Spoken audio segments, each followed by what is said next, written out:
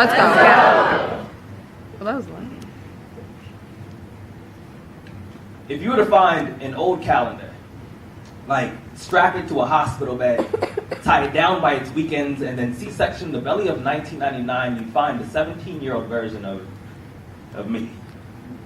Back when I was a tsunami of awkward moments splashing against the shoreline called Rochelle Moss.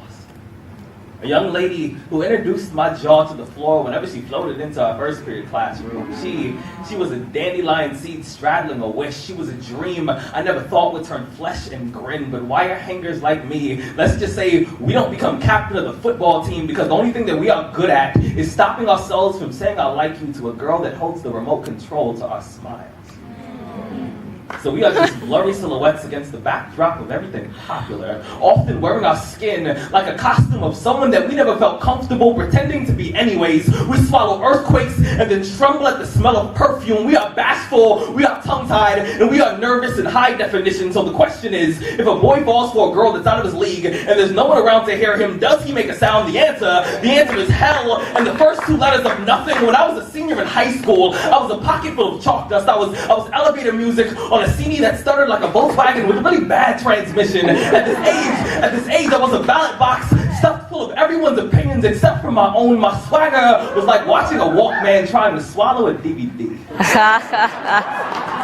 At this age, my mouth was a door with hinges covered in rust. I spoke like my words would have an allergic reaction to other people's ears and walked as if I was concerned with how the ground would feel about my footsteps. And if I could just find a way to write a letter to that boy who is an old sweater with itchy sleeves that I will someday grow out of, I would say there will be days when you feel like a peacock with no feathers, like you are flightless and undeserving of attention. But listen, you have to stop getting out of bed like an oil spill. You're not a flat tire at 2 a.m., so stop acting like an accident. You're not an accident. You're not an accident, Rudy. You're an apple on a pine tree in a room full of lemons. And you come from a long line of Swiss Army pocket knives, men who are small, sharp, and dangerous when not handled carefully. Some days, I wish that my arms were 12 years long so I can reach all the way back there, grab you by the shoulder, shake you, and say, listen, Rudy, you are the main character in a movie that I watch every time I see the inside of my eyelids. I told myself a million times that I wouldn't spoil the ending, but I will tell you this. Your story starts off really slow. But it does get better. You don't have to believe me. Someday you'll see for yourself. And when you see Rochelle Moss at the senior prom, ignore the washing machine in your stomach. Tell her she looks beautiful tonight.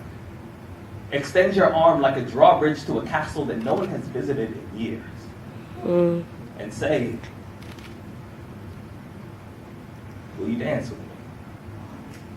Thank you.